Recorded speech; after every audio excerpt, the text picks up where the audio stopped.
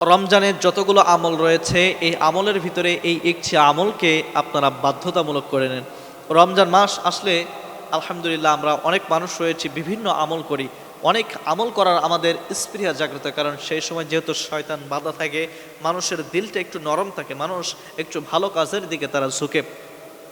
তো কোন একটি আমল আপনার জীবনে অপরিহার্য করে নেবেন, সেটা হলো নবীজির উপরে বেশি বেশি দুরূদ পাঠ করা। কম করে হইলেও দৈনিক 100 বার নবীজির উপরে দুরূদ পাঠ করবেন। এখন আপনি বলতে পারেন যে রমজান মাসে নবীজির উপরে কেন বেশি দুরূদ পাঠ করব, এই দুরূদ পাঠ করলে আমাদের লাভ কি? আসুন সরাসরি হাদিস থেকে আপনাদেরকে শুনি। মান সাল্লা আলাইহি ওয়াহিদাতান সাল্লাল্লাহু আলাইহি আশরু সালাওয়াত।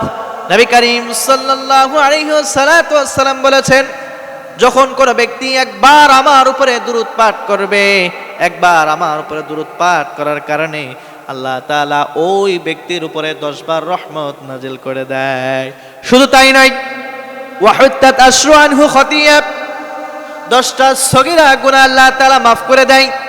ওয়ারফিআত আশরু দারাজাত, আল্লাহ তাআলা 10টা মর্যাদা ওই ব্যক্তির বৃদ্ধি করে দেয়। একটা বার একটু চিন্তা করে দেখেন, সারাদিন যদি আপনি 100 বার আপনি আল্লাহ তাআলার কাছে দুরূদ পাঠ করতে পারেন, তাহলে আপনার কত ফজিলাত রয়েছে। একবার পাঠ করলে 10টা মর্যাদা আল্লাহ তাআলা বৃদ্ধি করে দেবেন, 10টা গুনাহ খাতা আল্লাহ তাআলা মাফ করে দিবেন। শুধু তাই নয়, আল্লাহ তাআলা আপনার সগীরা গুনাহগুলো মাফ করে দিয়ে আল্লাহ তাআলা আপনার উপরে 10টা রহমত নাজিল করে দিবে। 10টা রহমত নাজিল করবে, 10টা গুনাহ মাফ করবে, 10টা মর্যাদা আল্লাহ তাআলা বৃদ্ধি করে দিবে। সুতরাং এই রমজান মাসে যত আমল করবেন, সব আমলের ভিতরে আপনি এই দুরূদ পাঠটাকে একেবারে বাধ্যতামূলক করে নেন। এই একটি আমল আপনারা কখনো ছাড়বেন না, কারণ এত ফজিলাত দুরূদ পাঠে।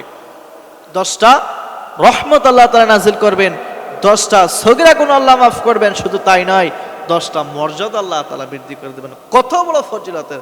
এজন্য কম করে হইলে কতবার বললাম, 100 বার আপনারা নবীর উপরে দুরূদ পাঠ করবেন।